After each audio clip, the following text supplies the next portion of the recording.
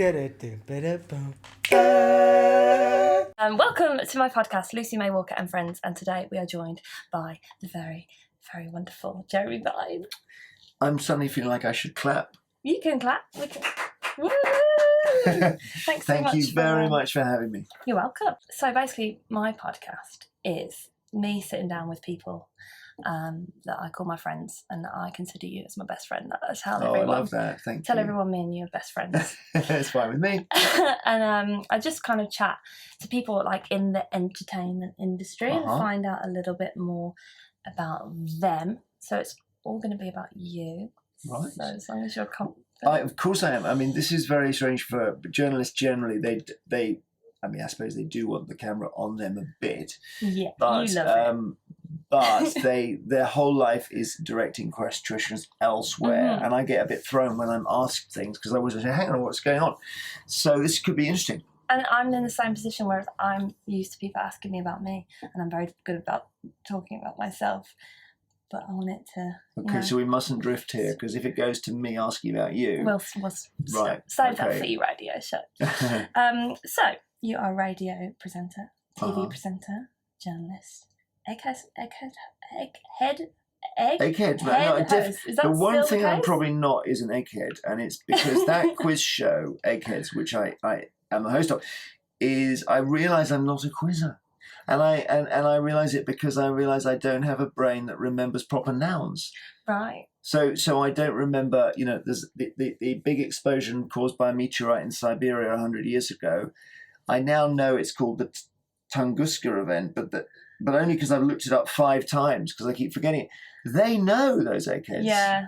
So. But you can host it, and you're good at doing that. Yeah, hosting, yeah. So I kind of want to go back in the day. What got you into the, I guess, entertainment industry? Can we say that? It is now. Yeah, no, for sure. I think, so I was born in 1965, and I was brought up in Cheam in Surrey, and anyone listening in Cheam will know that I say this in a spirit of love. It was crashingly dull in the 60s and 70s. There was nothing. The traffic lights changed and that was it. Nothing else happened in Cheam. Yeah, seriously. Now, ironically, when you're older, that's the kind of place you want to live. Yeah. Right? I go back there now and it's all double yellow lines and traffic jams. But back in the day, there was the only thing that was exciting in my life, and I think my brother and sister's life, was a tiny black and white TV that my parents had.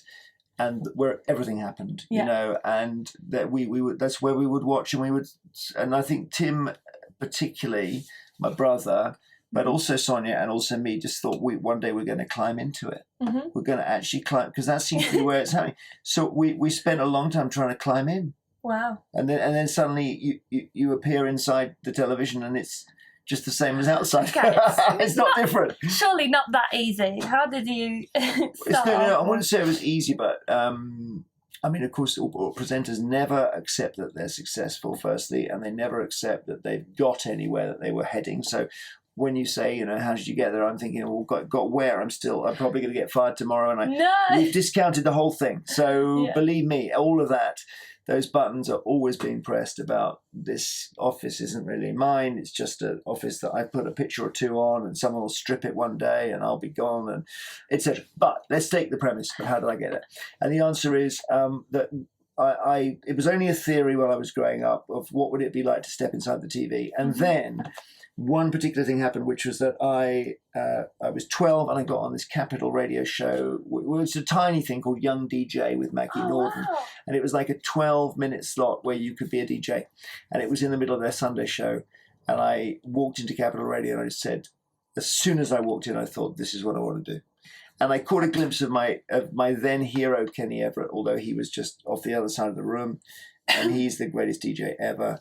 And I came back home, and I must have been quite single-minded because I wrote then to every single BBC local radio station, 12 years old. 35 stations, and said, I'm 12 years old and I'd like to work for you. And I think 4 replied, and they all said no, and maybe wait till you're older. Yeah. And, 12 is a little bit young. Yeah, so I must have been quite single-minded. But I think if you really set your mind to something very early, however, even if it's very niche, you can probably do it. And so what I wanted to be was a DJ, and then gradually that morphed into journalist, and then I ended up as a DJ. So how crazy is that? Amazing. Yeah. Well, I don't know if I'm a DJ or a journalist. I'm not sure, but anyway. You're a man of many talents.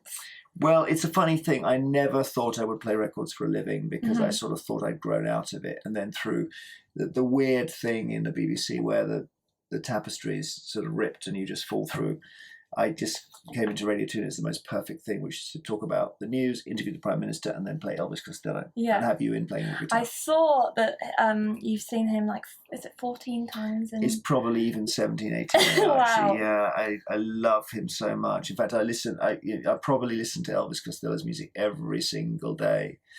I'm just trying to think what I was listening to the other day. New Lace Sleeves, track 1, side 2 of the album Trust, released in 1980.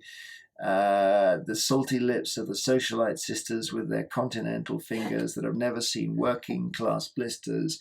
Oh, I know they've got their problems, but how I wish I was one of them. Amazing. He's incredible. So he's your fave after Lucy May Walker. Yes, you first, obviously. Elvis. With Elvis Costello, I think the thing is that, and who would I be to tell you this? I mean, it's you know this because you're a musician, but before you were born, the likes of Elvis Costello and David Bowie are two great examples of artists who released 12 great albums on the trot. And that is never going to be done again. No. Because they weren't on Twitter, they weren't on Parkinson chat shows and so on. They had no distraction. They weren't even in the papers. The papers didn't realise that we, 15-year-olds, were interested in them. Yeah. So they had no distractions. They just were allowed to be artists. They didn't do this. Today, no, well, I suppose you can't. I mean, you're right. I don't know what I do. Like, I feel like all of my successes all come from social media. That's so interesting. I wouldn't know you if it wasn't for Twitter. That's true. It links you in. However, I saw Ed Sheeran because he was part of a Radio 2 thing, and he was playing, and obviously he's uniquely talented. I don't really go with people who don't like him. I think he's amazing, but he was talking about how it is that he's got this whole system with guitars and echo boxes. There's quite a lot of dexterity. Yeah, it's like playing a cathedral organ or something. It's not just about the guitar, it's all kinds of other stuff. And he made this very telling comment, which is that he said it's because I wasn't allowed any computer stuff when I was a kid. And I think he said my parents didn't even have a TV in the house. Wow. So he was dealing, and this slightly takes you back to my childhood, with boredom. And it turns out that boredom is the greatest force for creativity, in a person's life. And so as a parent, I worry that we kind of overschedule our kids and they're busy. But space and boredom is what you need. Exactly. What did your parents do when you were My dad was a higher education college lecturer, so it was a place called Nescott. So he was doing civil engineering for people who were doing kind of vocational degrees and stuff. He loved the job. He did it for 35 years. A great story where when he retired, they used to give, if you'd done a lot of years with them, he would you'd get a sort of little plaque which said, "Thank you, Guy Vine, for your fill in the blank 35 years of service." But the funds were tight, and they found one on the shelf which said 25 years of service, so they just gave him that. And he was so low key and so lovely, he would never even complain. He would just say, "Oh, it's great." And what did your mum do? My mum predominantly brought up 3 children. She very well. You're very kind. All her doing. It's a difficult one with my mum because that generation were not expected to work. So she was born in 1939. So she gave her job up when she got engaged. That's the first thing. And then she actually got a job as a receptionist in a doctor's surgery after we'd all left home. And it was a brilliant thing for her. Yeah. But fundamentally, her life was her kids. And so therefore, that we had a lot of time and attention from mum, which is, we were lucky to have. Yeah. I think she's the performer. I don't know. Clearly, there's a performance gene because in a sense, I think I'm probably a performer of some sort. Yeah. My brother's on stage as a comedian. My sister's an artist, but also an actress as well, and does comedy and stuff.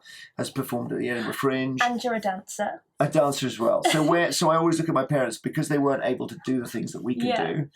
Which one of them has the gene? Yeah. And I don't know. Do you know in your family which one? My mum's mum was a classically trained singer, so I assume it's come from that side. But then My dad's not got a bad voice, but I think it's more my mum's side. So. That's interesting. Yeah, and I don't really know. I think because my mum could never do what she might have wanted to do, I suspect that deep inside her there's some stagey person, you know. I always wonder what our hidden talents are, because if you're not allowed to explore them, who knows? I could be like a really good javelin thrower, but you know. But you don't think I am. No one stopped you throwing them, did they? I didn't really have access to them. Did you not? I was given a javelin once at school and threw it, but I didn't throw it far enough. Okay. And then just assume that's not my thing. Who knows what you could have been? No, I always worry about the excessive wear and tear on the shoulder. So I feel like we should mention for the listener who doesn't know how we know each other. Yeah, we should. Do you want to tell the story, or should I? Well, you have to tell it from your point of view, because I want to hear it from your point of view. Okay. So I was busking. So I'm a musician, full-time musician, but basically 90% of that is coming from busking, my income. So I busk all around London, and one day I got a tweet. But I didn't even realise this until I don't know, about 2 hours afterwards, and I checked my Twitter and I saw 30 notifications, and I saw that you had tweeted saying that you'd seen this busker. You couldn't even remember my name. I don't think I could. Did I even? You remembered Walker. Walker, but I also remembered that I'd been in Charing Cross station, which was quite useful. Yeah. Yeah. So I think people must have just Googled busker Walker, and I came up. Fantastic. And then and that's how. I discovered, and I just to say that I thought you were brilliant, and also I don't know if it was the state I was in that day or the rushing or whatever, but it was something. It was just like a beautiful voice of the bird song in a place of concrete. Do you know what I mean? Yeah. It was art, and it was wonderful. So. And I stopped briefly, and I think I might have caught your eye. Actually, I'm not sure whether there was a moment. Yeah. But there was definitely a moment. And then I was just gone. But I thought I must find out. I was thinking, because I'm fundamentally quite analog, because at 53 I was born in an era where everything was black and white, you know. So I just thought, that's like one of those things, serendipity, you just have to file it. And then I thought, no, if I say Charing Cross Walker, someone will say, oh, I know her. But 30 people did, or 50 or whatever. It's amazing, Well, that moment has led, I'm going to say it's the biggest thing from that has led me on to achieve the biggest things in my musical career. I'm humbled by that, but of course it's all you're doing, crucially. But you must tell me more, because I'm fascinated in that. Well, as you know, you played. Well, I feel like a lot of musicians might have that happen to them, and then they just think, "Oh, that's really cool. Someone tweeted me, and I got a few followers." Whereas I am a bit like you, I think, in the way that if I want something, I will go out and get it. So I didn't just let that moment pass by me, and I contacted you and said, I know you have a Radio 2 show, and I'd love for you to play my music, thinking that you'd be like, oh, that's a nice idea, bless you, but goodbye. And you basically played my song on your show, and then I contacted you again, and then you invited me in, / I invited myself, and you said yes. Not at all. You were great. And did a live. It's a great item, really good. And that, just now, for me to put that on my bio, it's played live on Radio 2. That is a big thing, especially for someone that is unsigned and independent artist. I don't know where I was going with this, but I'm just bigging you up. No, but I'm not at all, because I'm loving hearing it, because we.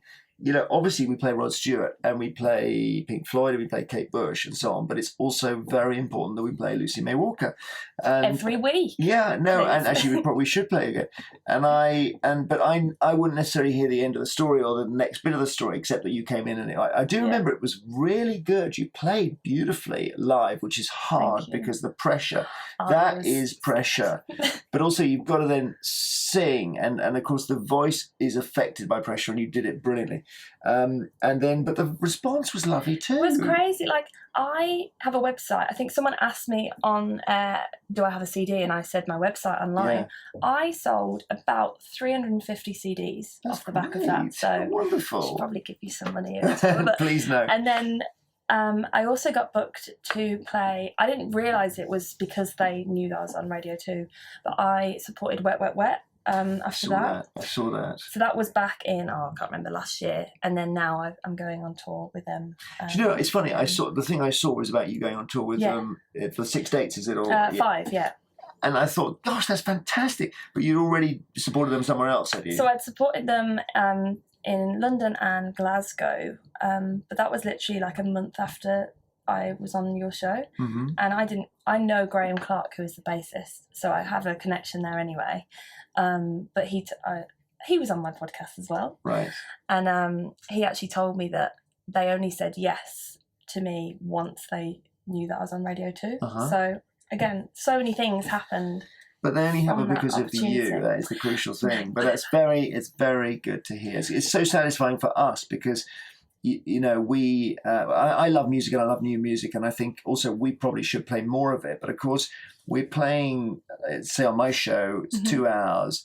We play 3 new records in 2 hours, and that's probably as many new songs as we can play. When you think the average listener is probably early 50s, we've got a lot of 70, 80-year-olds who want to hear Frank Sinatra. We've got all kinds of others. So, and of course, and we're also trying to do 50% speech on a pop station, basically.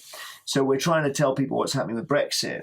And off the back of Brexit, a discussion that lasts 12 minutes with a politician, people are gagging for ELO. You know, and so then to put new music into that is hard, right? But we have to do it. It's really important. And to hear you say all that just reminds me why it's so important. So it's really good to have this chat about it. Yeah. Well, I was actually thinking, and I feel like a few people suggested it, having some sort of like feature of. I guess it's a little bit like BBC Introducing. I don't know if you play. Yeah.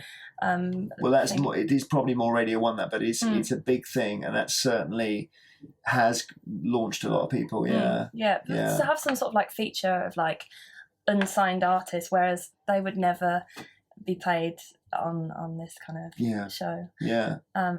Also noticed that I don't know if it's since meeting me or you always have been supportive of buskers, but I did see one other one. I can't remember her name. Sharika? Yeah, do you know her? Oh yeah, we all know each other. Oh really? That's great. Well, I said to him like, I'm really pleased for you, but also, why isn't that me again? No, as I tweeted about her, I thought, well, if you see it, you might. Like, no. But like, I feel like if buskers are nice people, I feel like if it's a win for one of us, it's kind of a win for all of us. So the quality, I think. I mean, I just think that 20, 30 years ago, you were getting just any old person with a guitar playing any old thing. Yeah. Now the quality is incredible. And I guess somebody somewhere might be managing those slots better. But also you've got such a volume of people in these. I mean, it is a bit of a London thing. You've got terminuses like Victoria, Waterloo, Charing Cross, where we met, where you must have 100,000 people a day going through. Yeah, you know, it's an audience that you would never get from anything else. Yeah, so I mean that's fantastic, and I mean this near us we've got Oxford Circus, and it's famous crossroads where Oxford Street and Regent Street meet, and they've recently changed the crossing. I don't know if you've seen it, but they make it a diagonal one. Yes, it's quite an unusual thing. So the first year they had this crossing in operation, they did quite a precise measurement of the number of crossings, and it was just over 90 million. Wow! So that might be one person 30 times. Yeah. But even so, that's more people than there are in the country. I mean, that's amazing. Yeah, it's crazy. And that's an audience, you know. So I think for you to find your audience there. But then I don't know what the next stage is for you guys. Well, it's to just keep creating. Do you know what? I feel like we're going on to me, and we should be talking about you. Okay, well, see what you've done there. No, have I done that thing? You've done it. I'm so happy to talk about myself. No, I think your podcast should be gradually hearing more about you anyway. I think that's probably what it should be. So go on, tell me what is your dream? Oh, still me. I love that busking has meant that I'm doing music full time, which is amazing to say that I live in London, I can live off music.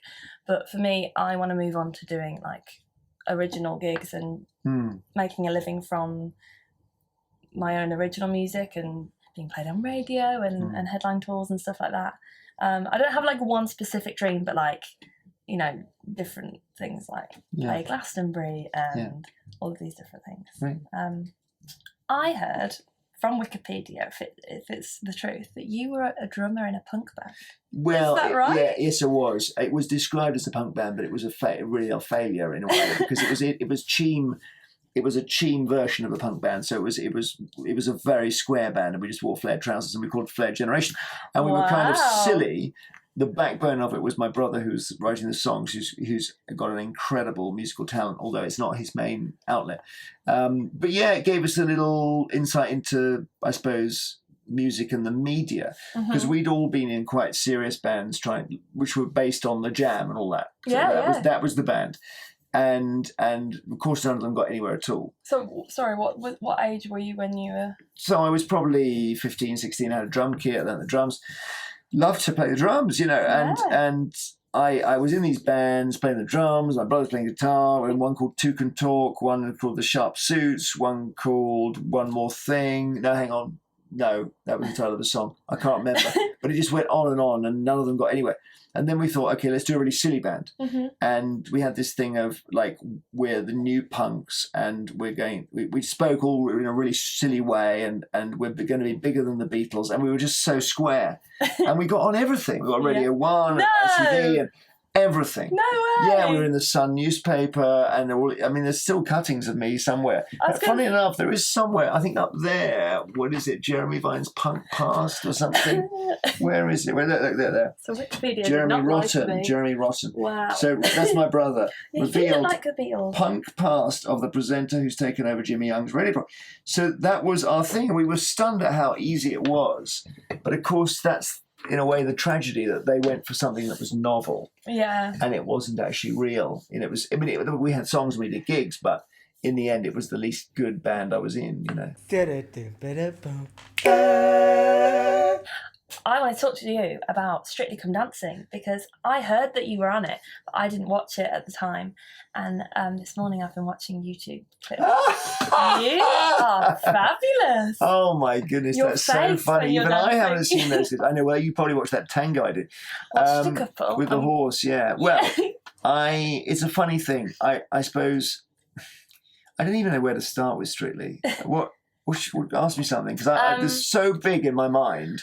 And let me just say, it gives you permission to be a child. That's the thing. It's like walking into one of your own dreams, and everything becomes completely unreal. And people, when they come out of it at whatever stage, come out with a massive crashing bump. They find it very hard to handle. You certainly, you are up close and personal with the greatest dancers in the world, let alone the country.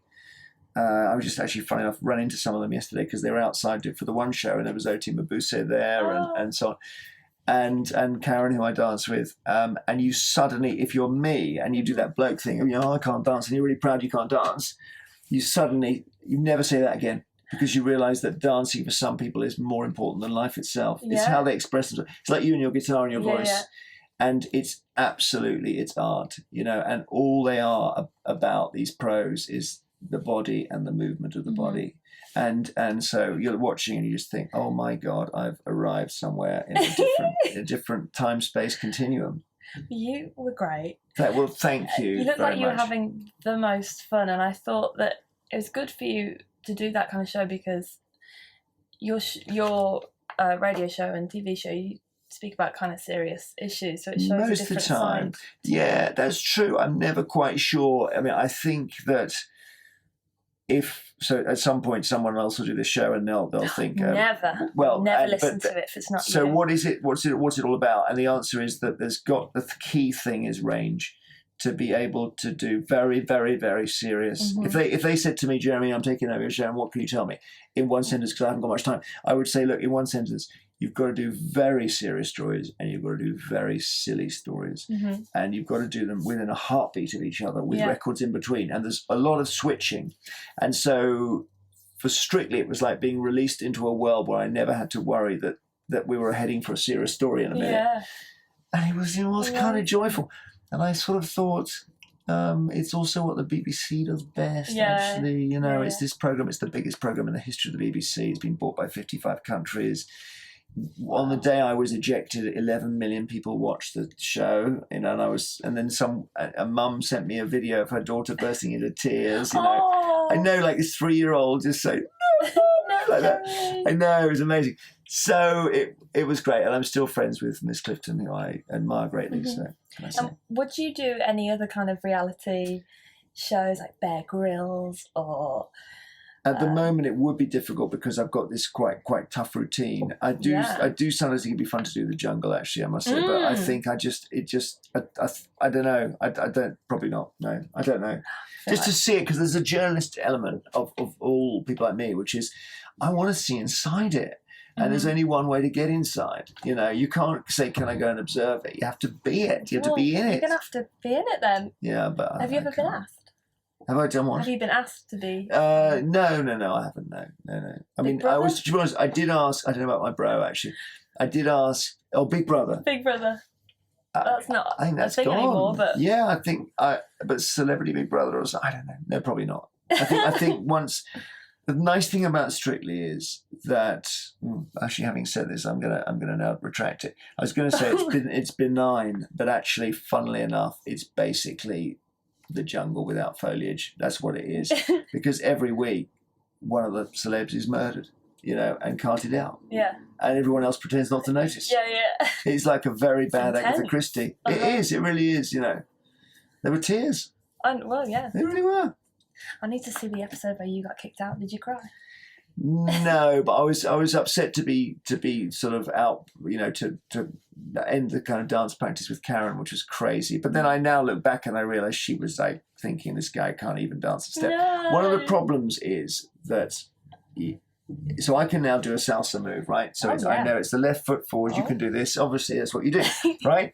And it's the hip action and everything. I can do that because the first time I ever did it was when I had to do it 5 days later on the show. Wow. And I couldn't get... Now I've had 3 years practicing in the kitchen. I can do that move. and I wish I'd had the 3 years before the show. That's the thing. Oh, I saw Rylan was trying to get you to do a video of you dancing. Have you sent one back? Yeah, I sent one back. I think he owes me one at the moment. Yeah. So he did one. I did one. He did one. I can't remember how it worked. But then we then had this strange sort of this dance off moment where I think it was maybe Sport Relief and Tess was there and Claudia was there, and then Rylan was and I did a little bit of a thing. Yeah, but he has got. I think he'll be on Strictly this year. He's got snake hips. That Is that guy. an exclusive that you just? I think he will, but no, he's not told me that. But I'm just thinking, if they're not pounding, you know, his garden path, would love it. He would love it. He's not doing Big Brother anymore, is he? So. No, I mean, I don't even know. He's in the building, bless him. I'm so non-clued up. I'm not even sure how he's famous. It's just that he could never be anything else other than famous. Well, you know that he was on the X Factor? I've been told that, but I never saw him doing what he was doing. What was he doing? Singing. And he's singing well, or? No, okay. He's just he had there. Beach blonde long hair. Did he? And he sang, and I remember his like, you know, when you go to judges' houses, and Nicole Scherzinger was his whatever they call mental judge. Whatever. He had long blonde hair. Yeah, beach blonde, and he got through. So he was all right to get to that. And then he. So he didn't have a bad voice. He just didn't. No, but I think they turned him into a bit of a joke. Yes. But I mean, that's obviously worked out pretty well for him. But now. but I mean, and his show's great. You know, I'm ready to. It's great. So yeah. Who's your favourite? If you can answer this. Of the DJs? Yeah. Oh, man. I like how you say DJs. Yeah, my daughters keep DJ. telling Dad, stop saying DJs. It's ridiculous. Obviously, I can't answer. I think the greatest DJ of all time was Kenny Everett. The second was Terry Wogan. God rest his beautiful soul. I think I'll put John Peel there as well. You know, so you've got three ones who passed away. I then think you're in a very interesting tie. I'm just conscious it's all men I'm saying, and I feel bad now. But you've got definitely Chris Evans. You've got Ken Bruce, Steve Wright. You know, they're massive industry figures. I'm very proud to know the 3 surviving ones there. The fact that Steve Wright's on one side of me and Ken Bruce is on the other is amazing. I go in every day to Ken Bruce. I'm only hinting at the answer to your question. We have a great chat. He always knows what's going on at the BBC, stuff I don't know. He always briefs me during the records. And I think to myself, he's very understated, and you could easily miss his influence. But he's been pretty much live on the radio for 40 years now. Wow. Remarkable. That's every crazy. day. Yeah. I couldn't do it. But it's so natural for him. If you're looking at a technical broadcaster, a DJ's DJ, somebody whose his diction, his speed of thought, you'd say Ken Bruce is just unsurpassable. Yeah. When I came to sing on your show, I came really early because I was nervous and very excited, and they let me sit in the, I don't know what you call it, the other Green room, yeah. and watch how the show is like put on. And for people that don't, they're just listening to the show, they just assume, I don't know, that you're just reading off, paper or whatever. But you're talking to callers, and at the same time, the other people are telling you, like, okay, Jeremy, cut this caller off in like 5, 4, 3, 2. And how do you multitask? I couldn't do that. I always say don't talk too much during calls, because I do really need to hear the calls. I mean, the most important thing is for me to be tuned in to what that caller is saying, or I'll miss something vital. So actually, it's almost about monotasking rather than multitasking. It's about ignoring the person who's speaking. Oh, okay. But no, I think it's funny because I always, guests come in and they sit where you sat, which is, I guess, I don't know what to call it. What do we call it? The control room. That's the it. control. Yeah. And they always say, my God, it was crazy out there. And I said, I always joke and say, really? I didn't know anything happened out there. I thought it was just me. No, but so I know that all the excitement is in the control room. Yeah. Great team of people. It's a great team. And the editor, Phil Jones, who's not in today, was actually Jimmy Young's editor. So he's the longest serving editor of the BBC, and he's a sort of a genius. Yeah. Awesome. So I'm going to wrap it up in a minute, but you are a very, very busy man, and I know that you get up at like 5 o'clock in the morning. I've had to just move my alarm back to 8 minutes to 5 because the 5 o'clock thing wasn't quite working. No. I know, so I'm now losing another 8 minutes. So how do you find the time to do? You do your radio show Monday to Friday, right? Is it Monday to Friday? Yeah, so Monday to Friday, 12 till 2, and then there's the Channel 5 show in the morning. Yeah, and that's I'll have to get you every on that. day. Would you like to do that? Yeah. Literally any opportunity, just assume that I'll say yes. Okay. I saw that you had, at Christmas, you had Gabrielle Applin and Hannah Grace on. Yes, that was really nice. You should. What they're really good on Channel 5 is social media, actually. So you'll get a lovely little postable thing. Okay, let me just talk to them. That's good. Let's do that. We'll do something on busking or whatever. Yeah. But yes, but I love it is the answer. And you have to have joy. Yeah. With joy, you can do anything. Once it becomes a trial, then you're in trouble. And you also need space, and weekends are space for me. And Radio 2 is a joyful thing. It really is beautiful to have that. It doesn't need to be too frantic. The listeners know everything. They're going to tell me. It's not the other way around. It's changed. 20 years ago, it's the newscaster there's always a bloke. He's going to tell the audience what's going on. It's now the opposite. They're going to tell me. I just need to listen. So I quite like listening. Yeah. And you still manage to have time for weekends and go on your penny farthing? I've bought a penny farthing. My friend messaged me. I think you retweeted it, actually. My friend messaged me and was like, just in your mate Jeremy Vine on the penny farthing. Oh, seriously? Is that right? She filmed you. And I know. Was that this Liberal Democrats film me or something? I can't remember. Somebody. No, it wasn't. No. It was. She's not one of them. Okay, because somebody said, I think this involves a swear word, but it doesn't matter, does it? Okay, it's fine. You can swear. So I've got a friend in South Africa, and she said she got a text from someone who said, Jeremy Vine's head has just gone past my fucking bedroom window. And my friend passed it on to me and said, I don't know, is this some sort of mispronunciation? I said, no, I've just been out on a penny farthing, so I'm sitting about... I must be about it. 9 feet off the ground, Why the penny farthing? Well, the answer is that I suppose there's always a midlife crisis. Any bloke over the age of 43 is going to be in crisis. So there's that. I hate cars, really. I've just gone to hate cars and realise they're destroying us. They Absolutely. really are. Particularly in cities, I don't see the point at all. So that there's a little bit of an ideological thing, but also I was 5 years ago sitting in outside a cafe on the Chiswick High Road near where I live, and a penny farthing did float down the road, and I did the stupid thing of trying to take a photo with my phone, which spoilt the moment because actually I didn't really manage it. I should have just looked and thought everyone was looking, and I've always thought I'd really like to ride one. And then there was a quiet afternoon, and I sort of Googled it, and there's a guy in Stockport, I think, or Stockport, called Roger, who sells them. And I think he must be importing them from China or something, I don't know. But anyway, I messaged and said, how big are they? And he said, well, you need the biggest one, and it's 56-inch wheel. Tall. So the wheel is so if I stand here, my collarbone is where the saddle is. So the saddle is there, Yeah. right? How'd you get up there? Everybody asks that. You climb up the back. There's a little 2 steps on the back. So you go Okay. blunt, and then you're on it. So to get it moving, you need to push it. Never start uphill. That's crucial. Just for the record, I'm not planning on getting any farthing, honestly, unless you'd love it. But it's so I saw this guy and I had that thing. I think I'd love to do it, and then I actually did it. And Roger, the lovely man from unicycle.com, actually was in London, so he said, "Look, I'm meeting in London. Bring some bikes down. Why don't I meet you and I'll help you ride one?" He helped me. It took an hour of panic, and now I can ride it. Amazing. The trouble is, you just don't want to stop suddenly, and that's where the reason they went out of fashion in the 1880s is because if you're thrown over the handlebars, you've got serious problems. So I go 5 miles an hour, and I go around quite quiet roads if I can. But the other day I cycled into Buckingham Palace, and I went round just in front of the Queen. How do you stop? There is theoretically a brake on the back wheel, but it doesn't really work very well. So the answer is you just mustn't need to stop.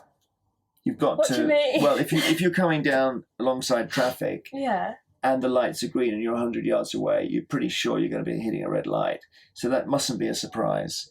Okay. So you've got to just make sure you don't ever get surprised by having to stop. That's the key thing. But how do you stop? You don't really.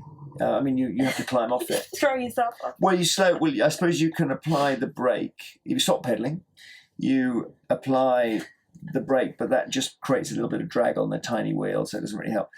I don't really have an answer. You have to climb off it. You climb off it before it stops. That's the crucial thing. Can you, for just for my benefit, next time you're on it, can you get someone to film and you do a little video on how to get on and off penny farthing? I think I've got one that I could show you. No, we want you want exclusive? Okay, yes. Right. Okay, fine. No, I've got one of me doing it that I can show you. Yeah. Okay. I'll show you in a minute. Great. Okay. Well, I'm going to wrap it up. Thank you so much. Thank you so much for being on my podcast. It's so cool. And it's great for me. Thank you. It's great that we've kept in touch, and hopefully we will continue to do that. Good luck with everything, and let's hear all the music at this end, please. And if people want to listen to you, where can they can listen to Radio 2? 12 till 2. New show is the Channel 5 morning show, which is 9:15 to 11:15 with Storm Huntley. Mm-hmm. Lot of fun. Again, I like Storm. Yeah, she's brilliant. Talking about the news, and trying to get our heads around it. We've installed a big telephone, a red telephone on the desk, and we've given Downing Street our number. And we said, look, if you're out of ideas, we're here. Great. And they've got the number. If it rings, that's it. It's exciting. Yeah, but we're not expecting it to. So they can find you there. And Twitter, social media. Yes, of course. You're great on Twitter. Oh, bless you. Well, I do, like you. I love Twitter, and I kind of enjoy it. We should tweet this. Oh yeah, absolutely. But I'll do it when you've finished it. We'll upload. Maybe someone's listening now it's like reverse time here. There's somebody thinking that's how we found you. Maybe. All right. Cool. Thanks very much. Thank you, Lucy. Yay! And that brings us to the end of this month's podcast. Lucy May Walker and friends with the nicest guy in the world, Jeremy Vine. What a lovely human being. Like he said, he is the busiest person that I think I know, and he still managed to find the time to sit down with me for an hour and just chat and have a really good time. And wow, you heard it here first. Jeremy Vine wants me on his TV show, so absolutely, let's make that happen. If you've enjoyed this podcast, make sure you tweet me and tweet Jeremy. Definitely tag him in everything. Jeremy Vine's head has just gone past my fucking bedroom window.